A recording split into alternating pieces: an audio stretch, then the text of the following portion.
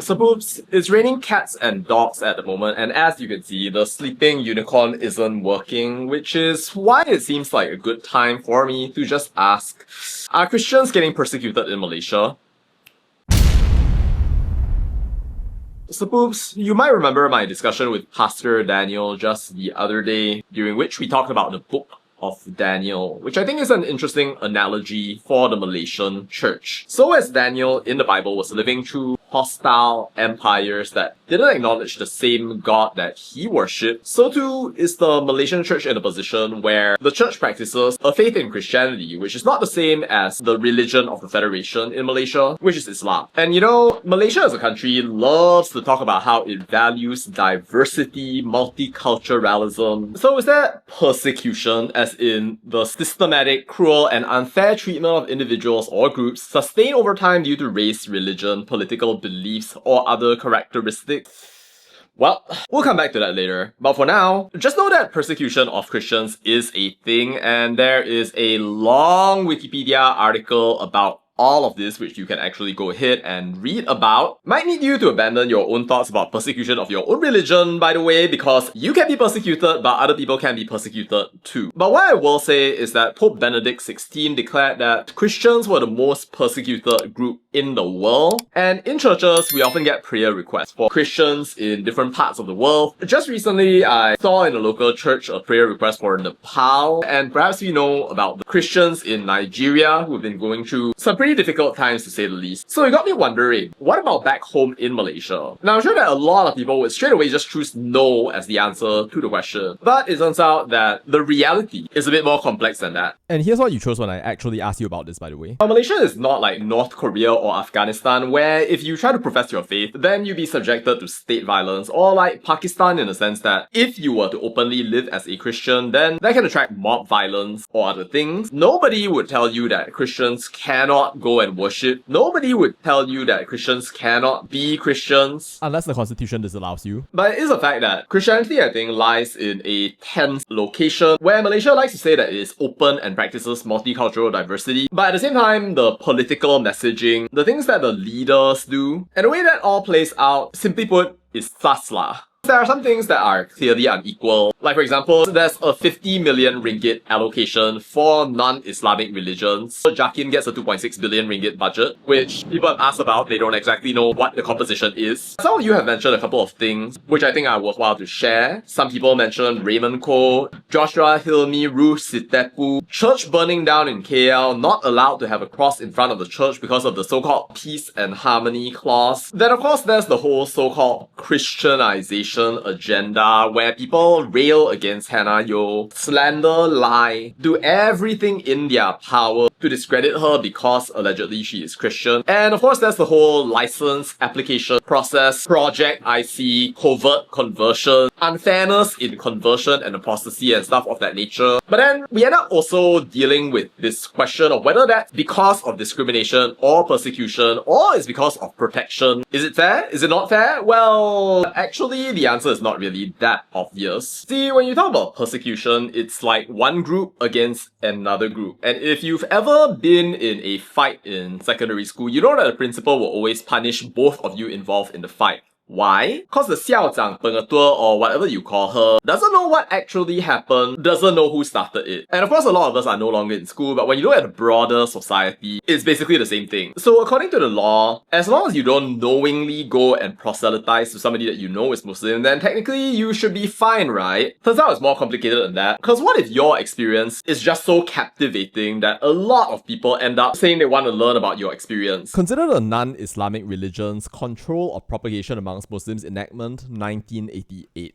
By this law, if you propagate your faith to a Muslim, then that's against the law. But the question is, where do you draw the line? If you just share and you didn't intend to propagate, but then people just assume that you intended to propagate, then judge you in that way, it will be easy to interpret that as persecution in the sense of systematic, persistent, and cruel treatment of you because you're not being allowed to share your religious beliefs to a broad audience that doesn't necessarily include Malays or Muslims. Like, if people are just expressing themselves and then people get persuaded because they are convinced, because they went and listened, does that mean that the person who spoke out their truth wanted to evangelize? I mean, no, definitely not. But if you're one of those people who for some reason or another treats it as an offense whenever people start thinking differently, then in that case, then you might feel to yourself that you're attacked when the person who so-called attacked you actually had no intention of doing that at all. But that's exactly what happened with YB Hannah's Becoming Hannah, which some of these people decided was a proselytization effort, even when it was not. If you disagree with me, feel free to overturn the court decisions. But I guess it's a difficult topic because you actually have to think about the interactions that we have, and not everybody will see the same thing the same way. Let's say I say that Jesus is the Son of God. He was sent down fully human, fully divine in order to save and redeem us by the example of his word, his actions as part of God's plan for the world. Is a person disrespecting me if they say that God has no partners? Maybe it would be if I didn't ask them. Maybe they decided to comment on my channel for no reason whatsoever to share a piece of information that I don't care about. But is it inherently disrespectful if the person goes and shares that? Now, in my opinion, and this is just my personal opinion, if it's in a debate or if they're just talking amongst their own friends in a theological discussion and we are engaging on otherwise mutually respectful terms, then in that case, then no, it's not actually an attack. And it can actually even be healthy if you're at the level of understanding that, hey, these are the other person's assumptions, this is how they view the world. We may not agree, but that's just how they see it, and I accept their right to see it the way that they do, even if I don't agree with them. Because that's just the exercise of your own belief, which has nothing to do with me.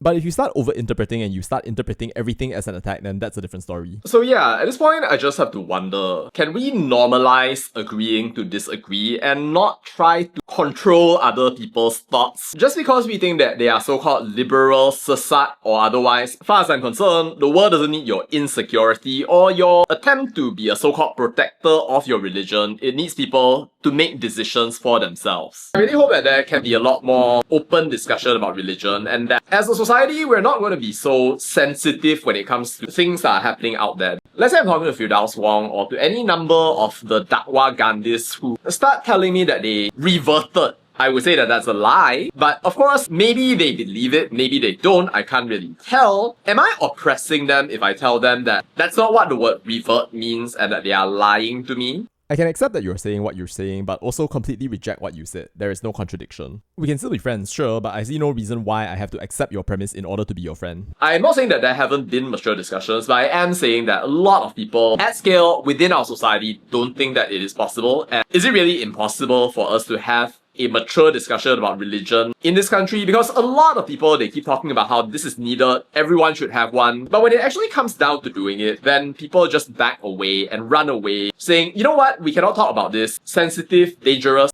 It's a skill issue. Now, it's true that if somebody has a completely different faith commitment from you, then maybe they don't want to discuss things that they don't actually know about. But to the extent that things actually affect every single one of us, especially when it comes to monetary matters, meaning money that comes out from our tax ringgit, then I point to the Constitution and remind people that in Clause 11 of the Constitution, Clause 11.2 says, no person shall be compelled to pay any tax, the proceeds of which are specially allocated in whole or in part for the purposes of a religion other than his own. No taxation without representation. And if something affects us all, then you can't very well just be shutting out people's voices just because you think people cannot cognitively understand what you are saying. You are adults, you've talked to one another before, you've watched these videos before, and you know that this kind of conversation is possible in our country. So long as we just don't talk about these things and we try to sweep them under the rug, before you know it, it's going to get people caught, stuck in a loop that goes on and on and on. Everyone is going to feel like they are persecuted by everybody else. The Christians feeling that they are getting persecuted for practicing and sharing and getting misunderstood as propagating, and maybe Muslims feeling that they are under attack or getting persecuted by Christians or people who have other religions because they feel that their iman is being tergugat. And at the end of the day, you're just going to have a situation where nobody is happy, everybody feels like they're a victim. And at the end of the day, the question that we started the video with as we asked about whether Christians are persecuted in Malaysia then becomes a question that everybody starts asking themselves, Allah, am I persecuted in this country? Dr. Maza seems to think that for some reason. Same goes with the Era FM complainers and the people who keep saying that that Madani never protects Muslims in this country. You know, it would be really easy to end this video by talking about how, yes, one group is victimized at the expense of others, and I think that's what a lot of people think or say, that X are victimized by Y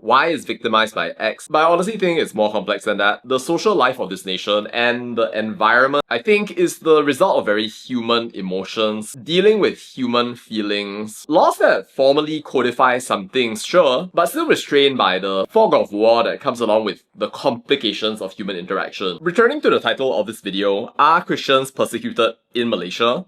I think that you can find certain anecdotal things that make people seriously wonder about religious freedom in Malaysia, but I would say that as of where we are now in history, Christians are not persecuted in Malaysia, at least not yet, but it doesn't mean that that isn't something that's going to come to pass, and it is worrying that politicians are making statements like this one after another, while pretending to be the most accepting and diverse bunch in the entire world. But I will say that discrimination against Christians and other faiths is a very real thing that we have to reckon with, that we should be talking about. We cannot all just be putting ourselves in our own silos and assuming that things should always be what they are. You need to have more mature discussions in order to run a society, lay out all the cards. This is what we believe, this is what you believe. Let's actually talk about these things on a much more rigorous level rather than making assumptions about one another, because it's only through that you can avoid the worst of the misunderstandings out there in our society. And I hope that Malaysia as a country, we're actually going to get to that stage before it actually becomes too late. Unless of course we really are already too late. So Sapoops, you might have a different opinion from me, but yeah, that's my take on it. What do you think? Do you think Christians or people of other religions are persecuted in Malaysia? Let me know your thoughts down in the comments. That's all I have to say about that,